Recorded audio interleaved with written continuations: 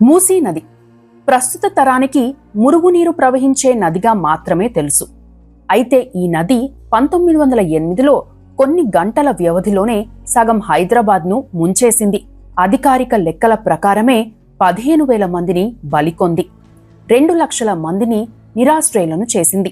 ఇక అనధికారికంగా ఈ మృతుల లెక్క ఇంకా ఎక్కువే ఉండొచ్చు. అప్పట్లో హైదరాబాద్ జనాభా దాదాపు 5 లక్షలు మాత్రమే. ఆ ప్రకారం చూస్తే ఆనాటి వరదలు హైదరాబాద్లో దాదాపు సగం మందిని నిరాశ్రయులను చేశాయి. ఇప్పటి హైదరాబాద్ జనాభా 1 కోటి దాటింది. మరి అలాంటి పరిస్థితి మళ్లీ వస్తే అమ్మో, ఊహించడానికే భయానకంగా ఉంటుంది. అయితే ఆనాటి పాలకుడైన 6వ నిజాం మెహబూబ్ అలీ ఖాన్, 7వ నిజాం ఉస్మాన్ అలీ ఖాన్లు మళ్లీ అలాంటి పరిస్థితి రాకూడదనే ఉద్దేశంతో పటిష్టమైన చర్యలు తీసుకున్నారు. ఆ చర్యల ఫలితంగానే కొన్ని ప్రాంతాలు మినహా మిగతా హైదరాబాద్ ఇప్పటికి కూడా కొద్దిగొప్పో సేఫ్గా ఉంది. అసలు ఆనాటి వరదలకు కారణం ఏంటి, నిజాం రాజు తీసుకున్న చర్యలేంటి అనేది ఈ వీడియోలో మనం చూద్దాం. 1908 సెప్టెంబర్లో ఏం జరిగిందనే విషయానికి వస్తే 1908 సెప్టెంబర్ 26, 27, 28 తేదీల్లో రంగారెడ్డి, వికారాబాద్ జిల్లాలతో పాటు హైదరాబాద్లోనూ భారీ వర్షాలు కురిశాయి. దీంతో అనంతగిరి కొండల్లోని మూసీ నది కూడా పొంగింది. చుట్టుపక్కల వాగుల్లోని వరద ప్రవాహం కూడా మూసీకి చేరింది. దీంతో మొదట హైదరాబాద్ శివార్లలోని పాలమాకుల చెరువు గట్టు తెగింది. ఆ వరద ఊళ్లపై పడింది. ఆ వరద మరింత పెరిగి నందులకత్వ చెరువుపై పడడంతో అది కూడా తెగింది. వరుసగా మూసీ నదికి గొలుసు కట్టులా ఉండే 4-5 చెరువులు తెగిపోయాయి. అప్పటికే నిర్మితమైన చందనవకి డ్యాం కూడా తెగింది. ఇదంతా కొద్ది గంటల్లోనే జరిగింది. ఓవైపు వర్షం, మరోవైపు ఎగువ ప్రాంతం నుండి వస్తున్న వరద నీరు అంతా మూసీ నదికి వచ్చింది. ఆ టైంలో నిజాం రాజుగా, నిజాం 6వ రాజుగా పిలిచే మీర్ మహబూబ్ అలీ ఖాన్ ఉన్నారు. వరద వర్షాలకు సంబంధించి పలు ప్రాంతాల్లో దండోరా వేయించారు. అయితే అప్పటికే వరద పెరిగింది. హైదరాబాద్లో కొద్ది వ్యవధిలోనే 18 సెంటీమీటర్ల వర్షం కురిసింది. దీంతో పరిస్థితి భయానకంగా మారింది. వర్షాలు ఇంకా కురుస్తూనే ఉన్నాయి. పట్టపగలే చీకట్లు అలుముకున్నాయి. హైదరాబాద్ను నల్లటి మేఘాలు కమ్మేశాయి. గంటల్లో కుండపోత వర్షం కురిసింది.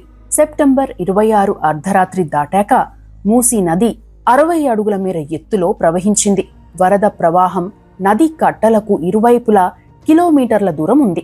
ఆ ప్రవాహం కారణంగా ఫిరంగి నాల తెగిపోయింది. ఆ టైంలోనే మూసీ నదికి ఉపనదిగా చెప్పే ఈసా నది కూడా ఉప్పొంగి ఆ నీరు కూడా మూసీపై పడ్డంతో పరిస్థితి మరింత తీవ్రమైంది. సెప్టెంబర్ 27న ఉదయానికి గరిష్ట నీటి మట్టం చేరింది. చాదర్ఘాట్, అంబర్పేట బురుజు, చార్మినార్, షాలిబండ వరకు ఒక్కో చోట 10 నుండి 15 అడుగుల నీరు కూడా వచ్చింది. ప్రస్తుతం ఉస్మానియా హాస్పిటల్ ఉన్న ప్రాంతం అప్పట్లో అఫ్జల్ గంజ్ ఆసుపత్రిగా పిలిచేవారు. ఆ ఆసుపత్రిలో ఉన్న 200 మంది వరద ప్రవాహానికి కొట్టుకుపోయారు. ఇక పేట్ల బురుజు ప్రాంతంలో వంతెనలపైకి ఎక్కి ప్రాణాలు రక్షించుకునేందుకు ప్రయత్నించారు. అకస్మాత్తుగా వంతెనలు కూలిపోయాయి, పాత ఇండ్లు కూలిపోయాయి, శిథిలాల కింద పడి చాలా మంది చనిపోయారు. కోల్సావాడి ఏరియా మొత్తం ఒక ద్వీపంలా మారి తరువాత కొట్టుకుపోయింది. హుస్సేనియాలం, షమీద్ గంజ్, బద్రి అలావా, ఝాన్సీ మియా బజార్, దారుషిపా, జాంబాగ్, గౌలీగూడ, అఫ్జల్ గంజ్, బేగం బజార్ ఇలా ఒక్క ప్రాంతం కాదు, చాలా ప్రాంతాలు నీట మునిగాయి. ఇక పరిస్థితి ఎంతటి భయానకంగా మారింది అని చెప్పేందుకు ఒక్క ఉదాహరణ చాలు. వరద నుండి తమ ప్రాణాలు కాపాడుకునేందుకు పేట్ల బురుజుపై 300 మంది చేరారు. అయితే వరద తాకిడి కారణంగా ఆ బురుజు కూడా కొట్టుకుపోయింది. ఆ బురుజుపై ఉన్న 300 మంది కూడా కొట్టుకుపోయారు. ప్రస్తుతం ఉన్న ఉస్మానియా ఆసుపత్రి ప్రాంగణంలోని పెద్ద చింత చెట్టెక్కి దాదాపు 150 మంది ప్రాణాలు కాపాడుకున్నారు. ఆ చెట్టు ఇప్పటికీ ఉంది. బ్రిటిష్ రెసిడెన్సీ ఆర్చ్ ద్వారం కూడా సగం వరకు మునిగిపోయింది. ప్రస్తుతం దీన్ని కోటి విమెన్స్ కాలేజ్ గేట్ గా పిలుస్తారు. ఇక నిజాం రాజ్యంలోని ఉన్న సైనికుల్లో దాదాపు 80 మంది సైనికులు ప్రజలను కాపాడేందుకు వెళ్లి వారు కూడా కొట్టుకుపోయారు. పరిస్థితిని గమనించిన నిజాం రాజు తమ రాచమందిరాలు అంటే రాణిగారి విడిది గది, అతిథులు గదులు, విశ్రాంత మందిరాలు ఇలా తమ భవనాల్లోకి ప్రజలను చేర్చి వారి ప్రాణాలు కాపాడారు. మొత్తంగా చూస్తే సెప్టెంబర్ 26 నుండి సెప్టెంబర్ 28 వరకు హైదరాబాద్ తన రూపం కోల్పోయింది. అనేక చారిత్రక సాక్ష్యాలు, చారిత్రక కట్టడాలు ధ్వంసమయ్యాయి. ఆ టైంలో రాజ్యంలో నెలకొన్న పరిస్థితుల వల్ల, ప్రకృతి ప్రకోపం వల్లే ఇది జరిగిందని జ్యోతిష్యులు చెప్పారు. ఆయన ముస్లిం అయినప్పటికీ హిందువులు నదులను దేవతగా భావించి పూజలు చేస్తారని, కానుకలు సమర్పించుకుంటారని, అప్పుడే నది శాంతిస్తుందని చెప్పడంతో ఆయన కూడా మూసీ నది వద్దకు చేరుకుని గంగమ్మ తల్లికి పూజలు చేసి సారెను మూసీ నదికి సమర్పించారట. ముత్యాలతో నిండిన బంగారు చెట్టును గంగమ్మకు కానుకగా ఇచ్చారని, తమ ప్రాంతాన్ని కాపాడాలని, వెనక్కి తగ్గాలని కోరారట. ఇక సెప్టెంబర్ 29న సాయంత్రానికి వరద ఉధృతి కొంత తగ్గింది. వరద ప్రవాహం తగ్గాక చూస్తే హైదరాబాద్లో ఎటు చూసినా శవాలే కనిపించాయి. ఆనాటి లెక్కల ప్రకారం హైదరాబాద్లో 15,000 మంది చనిపోయినట్లు నిజాం రాజు ప్రకటించారు. మొత్తం 25,000 ఇళ్లు కొట్టుకుపోయాయి. మరో 30,000 ఇళ్లు ధ్వంసమయ్యాయి. అంటే అప్పటి హైదరాబాద్ జనాభా 5 లక్షలుగా ఉంటే అందులో 4వ వంతు మంది ఈ వరదల కారణంగా సర్వం కోల్పోయారు. అయితే కుటుంబాలతో సహా కొట్టుకుపోయిన వారి లెక్కలు తేలలేదు. వారి సంఖ్య మరో 10,000 ఉంటుందని అంచనా. ఇవి అప్పటి హైదరాబాద్ నగర లెక్కలే.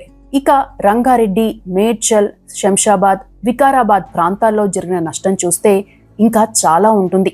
ఇక మేకలు, కోళ్లు, పశువుల సంఖ్య లెక్కే లేదు.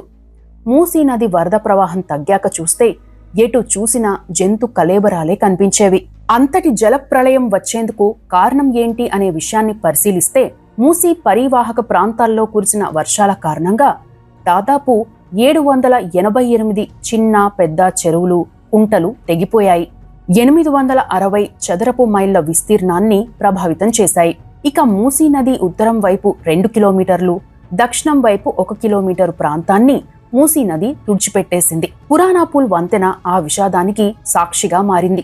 ఓవైపు కుటుంబ సభ్యులను కోల్పోయిన వారి రోదనతో నగరమంతా మృత్యుఘోష వినిపిస్తే, మరోవైపు బతికి ఉన్న వారి ఆకలి కేకలతో నగరమంతా విషాద గీతంగా మారింది. దీంతో పాలకుడైన 6వ నిజాం రాజు మెహబూబ్ అలీ తన కోటలోని ధాన్యాగారం నుండి ధాన్యాన్ని పేదలకు పంచారు. ప్రత్యేకంగా గుర్రపు బండ్లపై ఉచిత మొబైల్ ఆహార శిబిరాలను ఏర్పాటు చేశారు. చుట్టుపక్కల ప్రాంతాల్లో ఉన్న వైద్యులను రప్పించి వ్యాధులకు ఉచితంగా మందులు పంపిణీ చేయించారు. తమ కార్లను కూడా పారిశుద్ధ్య చర్యలకు వినియోగించారు. తన ఖజానా నుండి 50 లక్షల రూపాయలను సంక్షేమానికి ఇవ్వగా, అప్పటి నిజాం ప్రధాని మహారాజా కిషన్ పేర్షాద్ 1,00,000 రూపాయల విరాళాన్ని ఇచ్చారు. కొందరు వ్యాపారులు స్వచ్ఛందంగా విరాళాలు ప్రకటించారు. అప్పట్లోనే దాదాపు 1 కోటి రూపాయలు ఇలా విరాళంగా వచ్చాయి. అవి కాకుండా చుట్టుపక్కల ప్రాంతాల నుండి ధాన్యం, కూరగాయలు వచ్చేవి. ముంపు ప్రాంతాల్లోని పిల్లలకు దాదాపు 20 రోజుల పాటు ఉచితంగా పాలను పంపిణీ చేశారు. ఇక వరద తగ్గిన తర్వాత నిజాం రాజు ఆయా ప్రాంతాల్లో పర్యటించి కన్నీరు పెట్టుకున్నారు.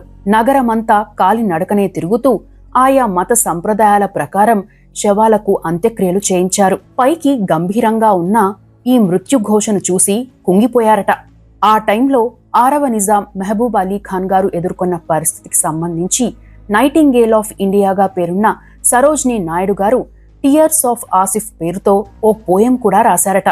ఇక వరద ప్రభావిత ప్రాంతాల్లో సహాయక చర్యలు కొనసాగిస్తూనే మరోసారి హైదరాబాద్కు ఇలాంటివి రాకూడదని తమ రాజ్యంలోని ఇంజనీర్లు, అధికారులతో సమావేశం నిర్వహించారు. కొందరు బ్రిటిష్ అధికారులు కూడా వచ్చారు. సర్ అర్థన్ కాటన్ గారికి కూడా లేఖ రాశారు. అదే సమయంలో ప్రముఖ ఇంజనీర్గా పేరున్న మోక్షగుండం విశ్వేశ్వరయ్య గారు ఇటలీలో పర్యటనలో ఉంటే, నిజాం రాజు ప్రత్యేకంగా తమ ప్రతినిధులను ఇటలీకి పంపించి పరిస్థితిని వివరించారు. అప్పటికే నిజాం రాజ్యంలో నీటి పారుదల నిపుణుడిగా సయ్యద్ అజం హుసేన్ ఉండేవారు. ఆయనకు తోడుగా హైదరాబాద్ రాష్ట్రానికి ప్రత్యేక కన్సల్టింగ్ ఇంజనీర్గా సేవలందించేందుకు ఒప్పుకున్నారు మోక్షగుండం విశ్వేశ్వరయ్య గారు. 1909 ఏప్రిల్ 15న మోక్షగుండం విశ్వేశ్వరయ్య గారి నియామకం జరిగింది. ఆయన మూసీ నది వరద ప్రభావిత ప్రాంతాల్లో పర్యటించడంతో పాటు మూసీ పరీవాహక ప్రాంతమంతా పర్యటించారు. వరదల హిస్టరీని తెలుసుకున్నారు. ప్రముఖ రచయిత, చరిత్రకారుడైన ఏనుగుల వీరాస్వామి గారు ఆయన రాసిన కాశీయాత్ర చరిత్రలో ఈ వరదలపై కొన్ని అంశాలు రాశారు కూడా. 1829లోనే మూసీకి వరదలు వచ్చాయని, హైదరాబాద్లోని ఢిల్లీ దర్వాజా వద్ద బ్రిటిష్ వారు నిర్మించిన ఆనకట్ట కూడా కొట్టుకుపోయిందని, పలు ప్రాంతాలు మునిగాయని రాశారు. ఆ చరిత్రలు అందుబాటులో ఉన్నందున ఆ సమాచారాన్ని కూడా తెప్పించుకున్నారు. మూసీకి వచ్చే వరద ప్రవాహాన్ని డైవర్ట్ చేస్తూ రిజర్వాయర్లు నిర్మించడంతో పాటు నదీ పరివాహక ప్రాంతాలను సురక్షితంగా ఉంచడమే ఈ సమస్యకు పరిష్కారమని చెప్పిన మోక్షగుండం విశ్వేశ్వరయ్య గారు 1909 అక్టోబర్ 1న నివేదిక సమర్పించారు. అప్పటికే 6వ నిజాం మెహబూబ్ అలీ ఖాన్ రాత్రి వేళల్లో సాధారణ వ్యక్తిగా నార్మల్ డ్రెస్లో నగరంలో తిరిగేవారు. తమ పాలనపై ప్రజలు ఏమనుకుంటున్నారు, రాజ్యంలో ఎలాంటి సమస్యలున్నాయి అనే అంశాలపై ఆరా తీసేవారు. ఆయన పర్యటనలో తెలుసుకున్న అంశాలతో పాటు మోక్షగుండం విశ్వేశ్వరయ్య గారి సూచనలను తీసుకున్నారు. ఇక రిజర్వాయర్ల నిర్మాణం కోసం అంచనాలు రూపొందించారు. ఆ తరువాత కొన్నాళ్లకు 7వ నిజాంగా పిలిచే మీర్ ఉస్మాన్ అలీ ఖాన్ కు నిజాం రాజుగా పట్టాభిషేకం జరిగింది. ఆయన ఆ రిజర్వాయర్ల పనులను వేగంగా చేయించాలని నిర్ణయించారు. అప్పటి హైదరాబాద్ కు కొద్ది దూరంలో పశ్చిమ ప్రాంతంలో ఉన్న గండిపేట్ సరస్సు వద్ద ఓ రిజర్వాయర్ నిర్మించాలని భావించి 1913 మార్చి 24న పునాది వేశారు. 1920లో నిర్మాణం పూర్తయింది. ఇదే ప్రస్తుత ఉస్మాన్ సాగర్. దీనికి సమాంతరంగా 20 కిలోమీటర్ల దూరంలో మరో రిజర్వాయర్ నిర్మాణాన్ని కూడా చేపట్టారు. 1927లో ఇది పూర్తయింది. 7వ నిజాం ఉస్మాన్ అలీ ఖాన్ గారి పేరుతో ఉస్మాన్ సాగర్ ను పిలుస్తుండగా ఆయన కుమారుడు హిమాయత్ అలీ ఖాన్ పేరుతో హిమాయత్ సాగర్ అని పిలుస్తారు. ఈ 2 రిజర్వాయర్లను మూసీ వరద ప్రవాహాన్ని డైవర్ట్ చేయడంతో పాటు హైదరాబాద్ నగరానికి తాగునీరు అందించడం లక్ష్యంగా నిర్మించారు. అలా హైదరాబాద్ నగరాన్ని వరదల నుండి కాపాడేందుకు మోక్షగుండం విశ్వేశ్వరయ్య పరిష్కార మార్గం చూపగా నిజాం రాజ్యంలోని ఇంజనీర్ మహమ్మద్ హుసేన్ కుమారుడు కాజా మొయినుద్దీన్ ఇంజనీరింగ్ సేవలు అందించారు. రిజర్వాయర్ల నిర్మాణం జరుగుతుండగానే హైదరాబాద్ నగరంలో ఉన్న చెరువులు, కుంటల్లో పూడిక తీయించే కార్యక్రమం కూడా చేపట్టారు. అయితే ఈ రిజర్వాయర్ల నిర్మాణం ప్రారంభం కాకముందే రాజ్యంలో మరో సమస్య ఎదురైంది. 1911లో ప్లేగు వ్యాధి కారణంగా హైదరాబాద్లో చాలా మంది చనిపోయారు. దీంతో 7వ నిజాం రాజు బ్రిటిష్ వారి సహకారంతో హైదరాబాద్ కోసం ప్రత్యేకంగా 1912లో సిటీ ఇంప్రూవ్మెంట్ బోర్డ్ అంటే సిఐబిను ఏర్పాటు చేశారు. నగరాన్ని వరదల తాకిడి నుండి కాపాడడంతో పాటు సమగ్ర పారిశుద్ధ్య చర్యలు తీసుకోవడం ద్వారా అంటువ్యాధులు రాకుండా చూడాలనే ప్రత్యేక లక్ష్యంతో దీన్ని ఏర్పాటు చేశారు. ఈ చర్యల్లో భాగంగా మూసీ నది ప్రవాహానికి అడ్డుగా ఉండే నిర్మాణాలను తొలగించారు. పేదల ఇళ్లను తొలగించినట్లయితే వారి కోసం అప్పట్లోనే అంటే 1919లోనే దాదాపు 30 లక్షలతో 12 ప్రాంతాల్లో 2500 ఇళ్లు నిర్మించారు. వాటిని ABCD కేటగిరీలుగా విభజించారు. ఆయా వర్గాల ఆర్థిక పరిస్థితిని బట్టి 15 ఏళ్ల పాటు వారు ఉచితంగా నివసించేలా కేటాయించారు. ఇలాంటి పరిస్థితి ఇతర ప్రాంతాల్లో రాకుండా దాదాపుగా 50 లక్షల వ్యయంతో స్లమ్ ఏరియా క్లియరెన్స్ పేరుతో పలు పనులు చేపట్టారు. నిర్వాసితులకు మరో చోట ఇల్లు కట్టించారు. ఒకే ప్రాంతంలో జనవాసాల ఒత్తిడి లేకుండా ఉండేలా కాలేజ్లు, హాస్పిటళ్లను నిర్మించారు. అలా నిర్మించినవే city college, Osmania hospital, Unani hospital తదితర నిర్మాణాలు.